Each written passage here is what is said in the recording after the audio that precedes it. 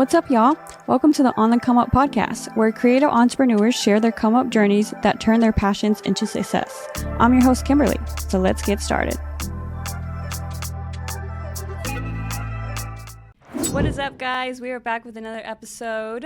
Today we are here with Aleshah Brown. Hi. So me and Aleshah actually met last year. We were on set together for La Madeleine shoot. Yeah, it was fun. It was kind of a spur of the moment, like really last minute shoot, but everybody on that set was like so fun. Yeah. We had a lot of fun on that shoot. Yeah, it was good. It was a good time, and it was like mid-May, I think. Yeah. So it was like nice out. It was. And we location hopped. We were at the restaurant and then we went to someone's house, which was really nice. Yeah. And it was like really cozy time. Yeah.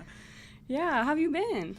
I've been doing good. I feel like we ended 2025 really strong. And November and December got pretty crazy for me. Like travel wise, I got to do some cool back-to-back shoots. I went to Austin for a USAA shoot, and then on the way there, I got a call. They were like, "You booked a job in Florida," and I was like, "Okay." And it was like the day after the shoot, so I went to Austin and then went to Florida like the next day, within like 3 days. I know, you've been crazy. killing it. Thanks. We'll get into that, but yeah. I wanted to ask you, so what first made you want to pursue acting? I loved playing pretend when I was little. Like my sister, my cousin, and I, when I was like 4, we created something called the Media Arts Program. It was like very professional, very serious for us, and we do like skits and dances and play games. And then they got older and wanted to do other things, and I was like, I still really like doing that. So when I was 9, I was like, that's what I'm gonna do. I'm gonna be an actress. And then that evolved to like filmmaking and writing and all that. So yeah. So did your mom like put you in anything when you were younger? Were you in acting classes? I started acting classes when I was 13. I did like a couple of like school, I think in kindergarten, they asked me to be the lead of like the Christmas plays. Other than that, I didn't really do anything other than like I would like look up monologues online to try to practice. But when I was 13, I started taking classes. Yeah. And what was your first booking? Do you remember? Yes.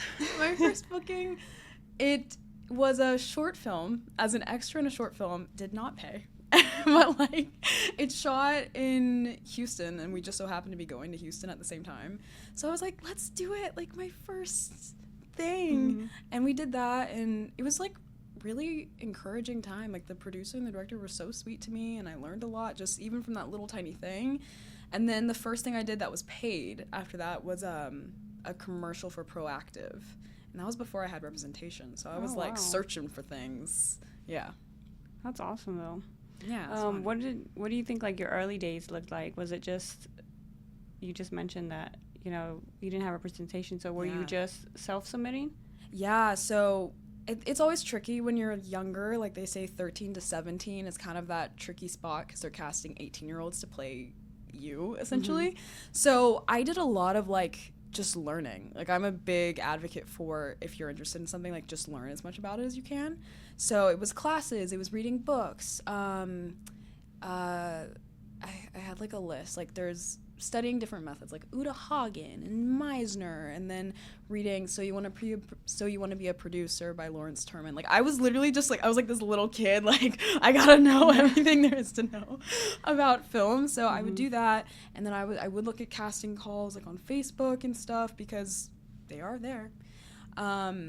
And I didn't have the money for like backstage or like to like pay for the casting site, so I would just like look at them and submit to things that I could. But just really, I think just learning as much as I could about it, and then like practicing monologues, writing things, and yeah, that was my days early on. And then eventually like going to more acting classes and yeah, doing all that. So that's what it looked like for me in the beginning. You're represented now, correct? Yes. Yeah. So when did that happen? That happened when I was 15 is when I joined my first agency. And that happened, I was in acting classes, and I had, at that point, I had been to like 2 different studios, but I found a woman named Kat Steffens, who is amazing, and I love her. And she ended up being like my coach, friend, mentor for like 4 years. I was just learning under her, and she had connections to this agency, and she was like, you should apply. Like she really mentored me in how to like okay, this is how you submit, this is how you make your resume, and then all, you know, the acting Right. skills. And then I submitted and got an agent through who she recommended. So that's how that happened for me. Yeah. Oh, so who is that? Are you with that same agent? I am. So it's been, that was like September 2019. I think I was 15 years old when I joined, and that was with Bankston. Mm-hmm. And COVID happened like March 2020. So I had a little tiny span of like normal actor world, and then everything completely changed. But yeah, that's when I got my first agent. And where are they based out of? Like, they're based out of Texas. Texas. Yeah. Mm-hmm. Are there any audition techniques that really helped you stand out? I feel like self-tapes are so... Oh, okay, it's my actor brain coming out. So I'm like, sometimes self-tapes are so... I really enjoy self-taping. Like, I've learned to have fun because it's like, that's your time to shine, and to just... Maybe it's your only time that you get to play this character or whatever it is. Like, I have so much fun with it. In the beginning, I was really stressed. Maybe that's it. Like, literally just have fun with it. If you're having fun, they're having fun. Like, there's a time and a place. Know the tone, know the director, and, like, the people in the world that they usually work in, and know... follow the directions, and then just have fun with it. And yeah, I feel like that's my main thing. I think if people can sense like your energy, even if it's self-tape, everything's virtual now, I feel like people can sense that, and casting directors, they're rooting for you, you know, so they want you to do well. It's not like these casting directors are like these big bad people who are like blocking the door. Like they really like enjoy, you know, watching good tapes. Well, I mean, I don't know about all of them. I mean, I would hope that they do. But the ones that I've met are like, yeah, no, we want you to do well, and you did great. And yeah, so that's what I would say. Just like having fun with it. Yeah. Would you say like in the beginning you were like nervous? Yeah. And then you got like comfortable with it? Like self-taping specifically? Yes. Yeah, I remember just also because the world of self-taping was so new. I have this like digital Canon PowerShot camera, so I was like, okay, I need to have a good self-tape. So I was like trying to shoot with the camera, and then I need a mic, and it was just very confusing and difficult to tape, and I think that's why I didn't like it. And then eventually I was like, I'm gonna simplify this. I got, you know, my phone, ring light, like simple self-tape setup, backdrop. I'm just gonna tape from my phone, and I'm hitting the mic. I mean, like and then like simplifying it made it easier, and then telling myself like have fun. And if I would get ideas sometimes and eventually be like, no, like that's too weird, or that's too crazy or out there, I don't know if I'm allowed to do that. And then I was like, you know what, actually if I get an idea, I'm just gonna do it. Just give like whatever wants to be created, let it be created, send in one take or two, and then just like leave it at that, see what happens. And I started getting like more callbacks and things when I was just as typical as it sounds, I was just being myself. That's when I started to see more success and also have more fun with it. Yeah. Oh, okay. I love that. Because I always wonder, like, if the first thing comes to our mind, does it come to anyone else's mind? You know? Right, and it might not, you know? And it maybe it does. Who knows? But, like, if that's, like, your authentic, like, original thought, like, why not?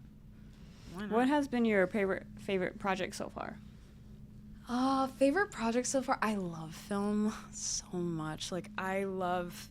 Commercials are great and fun, but they're so quick. And, you know, you do them and they're done. And sometimes you're not even really acting. It's just like, hold this and walk from... I actually did a shoot where it was like, we were the principal actors. It was me, my dad, my mom, and my sister. We all booked it for T-Mobile. And we were just like walking back and forth for like 6 hours. And I mean, we got paid good. So I was like, okay. But my favorite project that I've done, I did a short called Agent Peach. And that is a film based on what was happening during the Vietnam War. And I play Persica, who is the lead, and she is kind of naive about like what's going on in the world until her boyfriend is drafted into the war. So it's like this really beautiful coming of age story. It was written really well. The director is Benji Lange, who's just this really great and very thoughtful writer and director. So I did I love like those types of films, but I would say that. And then I also did a cool project recently for Cinemark, which is like in the theaters and stuff, which is a cool like new experience for me. Yeah. Yeah, I saw that. It was a billboard and everything, right? Yeah. Where did you find the billboard, or how did you even see it? I was just driving. Like, I was taking my sister to dance class, and I saw it and, like, freaked out. Because it was, like, 15 minutes from my house. And I was like, oh, my gosh. So now people will text me, like, hey, I was driving here, and I saw it. And I was like, oh, my God. Like, that's crazy. That's so wild. And then it's also in the theaters, like, any Cinemark theater across America. Before She's nationwide, y'all. Nationwide, baby. Before the movie starts, like, it plays. Mm-hmm. And so it's just like when I was just starting 13, I love going to the movies. I was at a theater and I was like, oh, I would love to be in a commercial for the theater. And all these years later, it happened, which is so cool. Did you know it was going to be on a billboard too? No, I don't think I knew that. I knew it was going to be... Did I know? No, I didn't. I knew it was going to be in theaters, and I saw it on Hulu. I was, like, watching Washington Black. I've been, like, into that show, and This Is Us, and it came up, and I was like, oh. That's me. Wow, that's crazy. That's so crazy.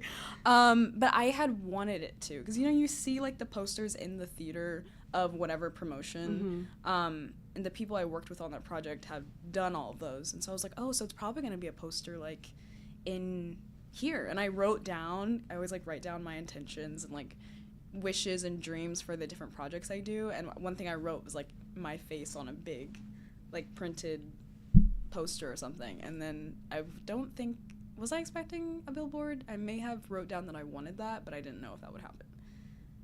Wow, that's so cool, though. That's like, I was like, thank you, God. That's crazy. Yeah.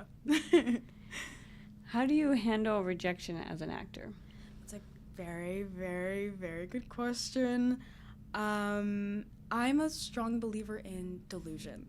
So, delusion and rebranding. So first, rejection is just redirection. You're not coming into audition rooms trying to prove you're a good actor, to prove you're talented, or to make them like you. You already are that, So rather than thinking like, I need to do this to get them to like me, it's more so, I'm coming in to share my gift and my art with you. And so then when you do that and you don't get the job, it's not, oh, they're rejecting me. It's just like, not the right time, not the right project for me. You could take it a step further, especially if your feelings are hurt, and be like, I was just too pretty for that role. I was too pretty for that role. And it would have distracted from the plot, or you could be like, they just are so in love with me. Like, whether you book the job or not, if you don't book it, you just be like, they're so in love with me. Like, they care about me so much, they don't want to give me a role that I'm not going to shine the best in. Or like, I don't know, maybe it wouldn't have been the right people to work with, or it would have been a tone that wasn't the best for me. Just rebrand it, like, whatever works for you, because there's just, like, no rhyme or reason to why you get a job or why you don't get a job. Like, I got a job, though I did one for Dick's Sporting Goods, and it was just, like, I'm really grateful I got it. I love the people I worked with, but I was like, why did I get, like, it was such a simple audition. There was really nothing, like, special that I did. And I was literally thinking, like, I don't know why. I'm glad I booked it. I don't know why, but cool. And even being, like, on the casting side, I've got to help write and produce like a lot of commercials this year and be in them as well. And so like seeing the casting side, like you don't see any person that's bad. I think that's, at least I feel like that's very uncommon. Like if you're in the room, it's because they like you. It's because you have a chance. And so it's just like comes down to people's preferences or whatever like is meant to be. There's no rhyme or reason. So just like, I think just reminding yourself of that, like what's for you is for you. Even though everybody says that a million times and it gets annoying. It's true. So that's how I deal with it. Yeah. If you could book any type of role next, what would it be? Oh my goodness, I love this question. I have a list. I would love to book something directed by Steven Spielberg. I would love to do that. I love roles that are very like purposeful and films that are very grounded, and I love dramas. I love biopics. I also love fantasy. So I'm a little all over the place.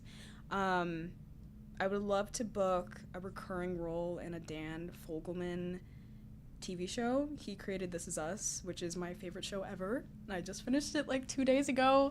It's so good. He is really good at like portraying real life and showing different perspectives of everybody's story. And it's just like, he's just such a good writer. And so I really want to be in one of his shows. He has like quite a few projects coming out right now, but I'd love to work with you, Dan, if you're watching. I'd love to be in one of your projects. I'd love to be like a guest star on Lioness. That's filming in Fort Worth. I think it's filming in Fort Worth, yeah. And then I'd love to do like a coming of age romantic dramedy, something like that. I love all of those roles. And then I think a even bigger like dream role would be a role that I create, like a project I write and then starring in it. That's what I'm like working on right now. So that would be cool. I remember when we were on set for La Madeleine. Yeah. And I was talking to you and you told me that you like to do like Lifetime. And then you literally had a red carpet for it was a show on Lifetime, right? It was. Yeah, that was filmed in August, and then the premiere was in November. That was a quick turnaround. Now I'm thinking about it. Like, they wrapped that movie up fast. Yeah. Yeah, that was crazy. That was, like, I've had a lot of first experiences in 2025, even though, like, I've been working since I was a kid, which I'm so grateful for. Like, first big red carpet, first Getty Image, like, little paparazzi moment. Like, it's so cool. It's a blessing. I'm really grateful. That was really fun. Yeah. What advice would you give to actors who feel stuck? Oh, that's a good question. Unfortunately, I don't want to say you're going to feel stuck often. I don't want to say that. I would say reminding yourself of what you actually want, because especially with social media and things, like, I can fall into this sometimes where I'll be like seeing people's highlight reels essentially, and I'm like, dang, I'm really not booking as much as I want to be, or like, because even 2025 was, I mean, a great year for me, but at the beginning, like, I didn't book anything until April. So I was, like, auditioning and self-submitting and working so hard. It was also my first year, like, fully graduated college. I graduated when I was 19, like, 2024.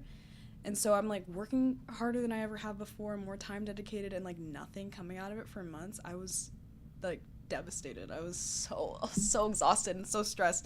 So I feel like knowing that you're not alone, and then almost like going back to your own roots, like, why do I want to do this? Not like, oh, I'm seeing this person do this, I want to do, like, why do I want to do this? What I really love, and knowing that, like, truly if something's meant for you, like, it will happen in the right timing. And yeah, I think just like creating whatever that is for yourself is really helpful. And I'd also say, like, doing other things outside of acting. Like, I think I just started doing that, like, summer 2024, like, doing hobbies just because I was interested in them. Like, I took a horse riding lesson, which was, like, really random. Just, like, building a life outside of film, because it can be so consuming and, like, exhausting sometimes, is what I'd say. Yeah. Yeah, I love that. I was gonna ask, how did you, like, overcome those slow moments and those roadblocks, like you mentioned you didn't book in the beginning of last year? What made you keep going?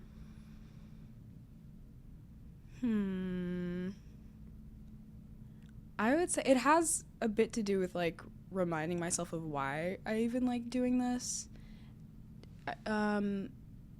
That's where community comes in. I feel like that was me talking to my actor friends, being like, my friend Grace Hayden, she's amazing. I've known her since I was, like, 16. She's an actress as well. I'm like, Grace, like, I don't know what I'm doing, like, everything's going wrong. And I think just having those spaces to be able to vent and then get encouraged, especially by other creatives, because our industry is so specific and weird sometimes, it doesn't really make any sense. It's nice to just be able to, like, you know, talk it out with people who are rooting for you, and then genuinely, like, cheering other people on who are in your circle. Because, like, if things are happening for the people around you, that's like God's in the neighborhood. It's like, I've heard someone say that before, and I love that, because it's like, if something's happening for one person, like, it can happen for anybody, you know? So I think that, and yeah, I wish I thought more about this question. Goodness. That is a good one. I think but the community is a big aspect of it. Yeah. Mm-hmm. What excites you most about where your acting career is heading? I am so excited I just keep reminding myself that the possibilities are endless. And I like going back to what I just said, like, why not me? Like, why not me? Why not be the most bold and courageous that I could be and help out people around me and just like all of us rise together, you know? I get really excited about that. And I don't know why I do feel like I'm very new in my career is like just starting, even though I've been doing it for a minute. And I think that has to do with like I've got an LA manager now and an Atlanta rep who have been giving me way bigger opportunities. And that's just really exciting. I don't know. I just feel like anything is possible. And I've been thinking a lot to myself, like if you put, I don't know, like the store into your GPS, like eventually, no matter how much traffic or how many detours or whatever, if you keep following the directions, like you'll get to the store. So like if you keep taking steps towards your dreams, you'll eventually get there. And like looking back on all the things that I already have done, I'm like, these are all leading to the place that I want to be. So let me just keep on going. And yeah. I love that perspective. I've never heard of that. Yeah, like just keep going. Yeah, I love that. Thanks. Are you currently taking acting classes like right now? Yeah, so we paused for the holidays, but yeah, last year I was in classes consistently, and the year before I wasn't because I had like moved in school and all this stuff. But it really makes a difference. Like just constantly like stretching that muscle and being with other actors also is just like, okay, so I'm not crazy. I'm not crazy. We're all going through the same things. Yay. That's really, really helpful. And I feel like a place where I've grown a lot last year is feeling like kind of stiff. Like, I don't know why. Like, sometimes I get a script, especially when you just get it. Like, you get things kind of last minute sometimes. I feel like, do I know how to act? Like, I don't know how to do this. But, like, the more you exercise it, like, in class, the easier it is when you get auditions, you know? And it doesn't feel like you've been taking a break. So I definitely will be continuing to do that. But I also really want to try theater. It's, like, the one thing I haven't really done. And I went to see Othello on Broadway with Denzel, Jake Gyllenhaal, Anthony Michael Lopez, and like seeing that, I was like, I mean, we know this, but it was like, they're really good actors. I was like, they're really good. So I want to try theater and I really want to challenge myself this year. Yeah. Yeah, I love that. You mentioned that you have an LA and Atlanta rep. Mm-hmm. What made you decide to like, okay, I want to find reps in other states? One, mentors are amazing. My mentor was like, you need to get an LA manager, so like you have access to bigger opportunities. And then my current agent was like, you should get a rep in Atlanta. And I was like, yeah, great, awesome. And I tried for so long and it just never worked. So it like all this lead up to like me, the last semester of me graduating college, because I have a marketing degree, digital marketing and advertising, and I just feel like I was going crazy like my last semester. So I was like, I'm not like, outside of auditions and work, like I'm not like, I'm just gonna pause on everything. And I would never ever recommend this, but an LA manager reached out to my agent, and my agent like forwarded me the info. She was like, if you're interested, you can, here's her info to reach out. And I ignored the email for like a month because I was so stressed out, even though I'd been wanting a manager like for years. So then I graduated, came home, and I was like, okay, let's see if she's still interested. And she was, thankfully. And I signed with her, and then she helped me get my Atlanta agent like fairly quickly, which I was very, very grateful for. So the timing, it was really just a timing thing, which is kind of like, I feel like it was really out of my control. Like that was God's timing, because I gave up. Like I gave up for a little bit. I was like, I'm throwing my hands up. I can't. Yeah. Oh, that's awesome. Have you been getting auditions from LA and Atlanta? Mm-hmm. And it's fun. I feel like I've had a big perspective shift with being with the bigger industries. Texas is a good, really great industry, but like I've learned LA and Atlanta are different monsters, like in a good way. Mm-hmm. And I feel like it's really taught me like what's really important and I'm grateful to also be with reps who are very like professional, incredible, but also advocates for me as a person and as an artist. And they're like, yes, we want you to book all the roles and do all the things, but also this is your career. Say no if something doesn't feel right, or, you know, you don't need to like stretch yourself thin to please all of these people. Like, yes, we all want to book, we all want to make money, but also this is your career. So like, speak up for yourself and ask questions when you need to. Have you ever had to deny or decline a audition or a gig? Yeah, and I don't know if you experience this where you like, do you ever get scared? Like, you're like shaking, like don't hate me, please. I know, literally, like typing the email like in like, yeah, I definitely have experienced that, and again, I've been doing it for a minute, so I've had like my fair share of like, I don't want to get in trouble, but one thing I've like really been learning is, one, as a general like life thing, to stop people pleasing, which is hard, but it's so much more freeing. And so the thing with specifically like declining auditions that I've learned through like the owner of my agency and just like some people that I've talked to is like, and this isn't one size fits all, but this is the mindset I have around it, is like every audition is not, the goal isn't necessarily to book the job, but to book the room and to get familiar with new casting directors. So it's not saying you have to say yes to everything, but it's like, even if you're like, I don't know if this really vibes with me, I'm not sure, like I'm in love with this, still audition, because like if, say that, so that role isn't for you, another role along the line comes along that's perfect for you, but that casting director doesn't know you because they've never seen because you declined, you know? So there is that one perspective that's like, in the audition, like, yes, follow instructions, learn the script, but you have creative control, like, do it the way that feels right to you.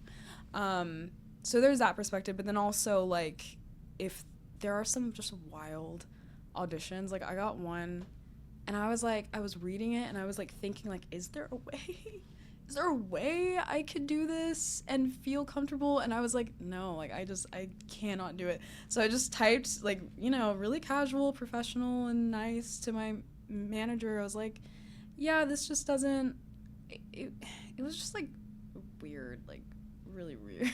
It was really weird script, and I was like, I'm just not comfortable with X, Y, and Z. I'm comfortable with this sort of thing, but I'm gonna decline on this. And they shouldn't give you pushback. Mm-hmm. Like, an agent shouldn't be, like, mad at you, or they might ask for a reason so they could tell casting, but I think if you give that up front, like, you don't have to over-explain. Just say very simply, and I'm gonna decline on this, and don't say, like, so I think I'm gonna, or, like, can I please decline? Like, just be assertive and just say, I'm gonna decline on this one. Thank you so much for the opportunity. If you're declining all the time, that's an issue. That's an issue. Yeah. But, you know, it's like, be sober-minded about it, but it's okay. Like, don't be afraid of your reps because you're all working together. You know, like, you all need each other. So, yeah. So I've only done this like the past 2 years. Mm-hmm. I have, for every month, I have like in my notes where I have how many auditions I have. Yeah. Do you do that, or am I just weird? No, I do it. I think like I look forward to the day, and hopefully it'll be this year, that I'm like, I don't have to track things. Like, I'm just working all the time. But I do. I love to do that, because also, like, you see who's consistently bringing you in, and that's nice. And then if they're like notes that, I feel like casting doesn't give notes very much. I feel like that's like a thing of the past. Unless it's like in a Zoom room. But like, if I do get notes or feedback from my agent or the casting director, like, I'll write it down.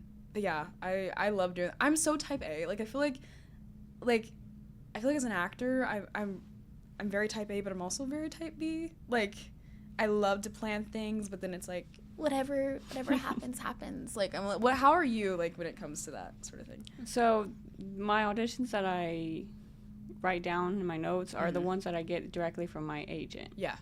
If I do like self-submitting, I don't count those. You're like, yeah, that's interesting. Yeah. I don't count those. It's just the ones that I get from my agent. Yeah. That I'm like, okay, I got an audition. Yes. You know, the ones that I'm doing myself, I'm like, whatever. It's just like, whatever. You're like, whatever. And I used to struggle. I struggled with that too, because I'd be like, does it count like I'm self-submitting? But I decided to just include it all, because I'm like, I'm doing work for myself and self-submitting. That still really counts, you know? Because it does.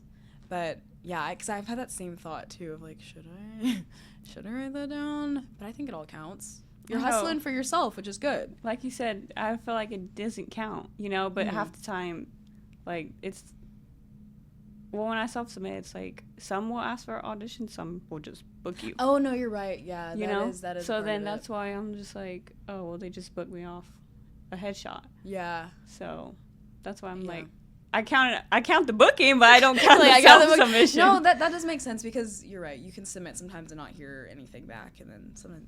Yeah, it does get confusing like that. But yeah, you know how like your agent, by the way, never pay an agent or manager up front. That's always supposed to come off what they book you. But like, say an agent, for example, takes like 10%.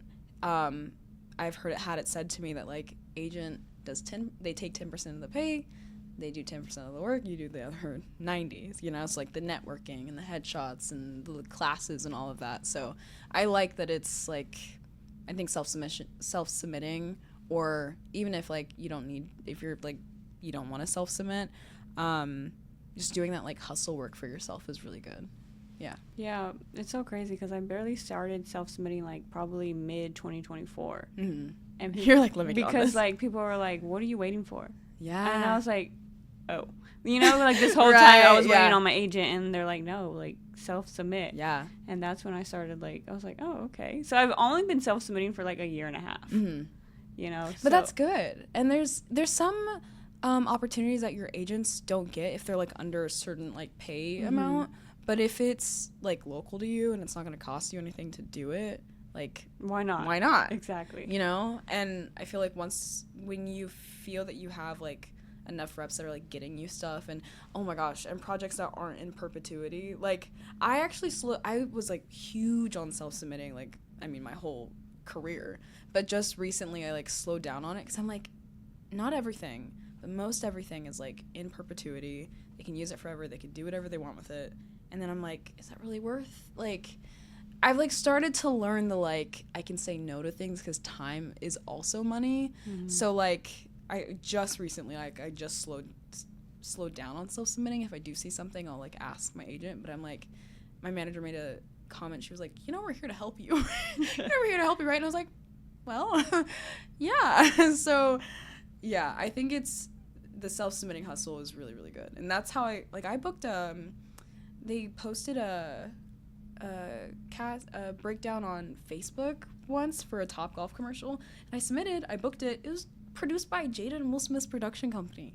Oh, wow. And it was like posted on Facebook. And I was like, hello? Like, what? Like, that's so random. So like, yeah, get out there, self-submit, advocate for yourself, do all of it. Yeah, it's good. Yes, but take precaution always. And take precaution. Definitely do that. Yeah. We're going to play a little this or that acting edition. So improv or script?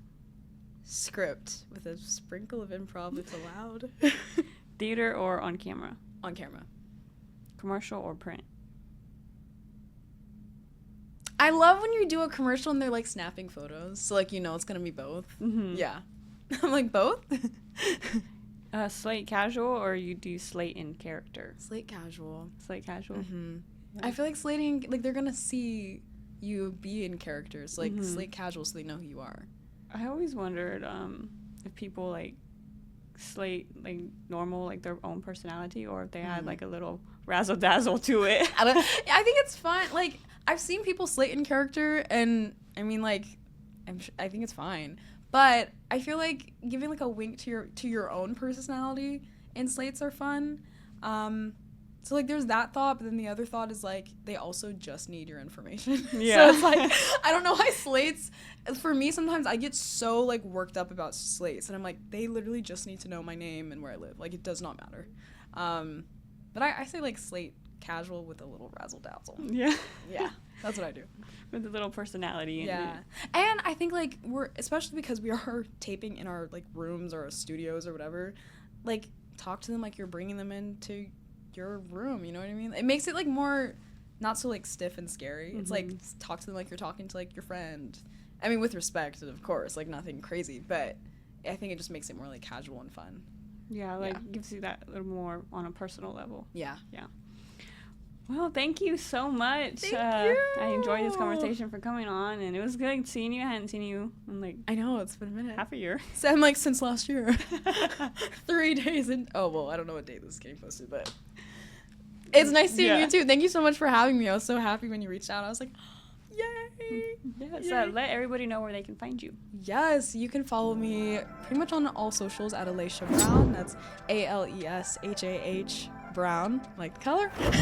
And yeah, I've had so much fun. Thank you so much. This has been the On the Come Up podcast. Thank you guys so much. YouTube fam, don't forget to subscribe, like, and we'll see y'all in 2 weeks.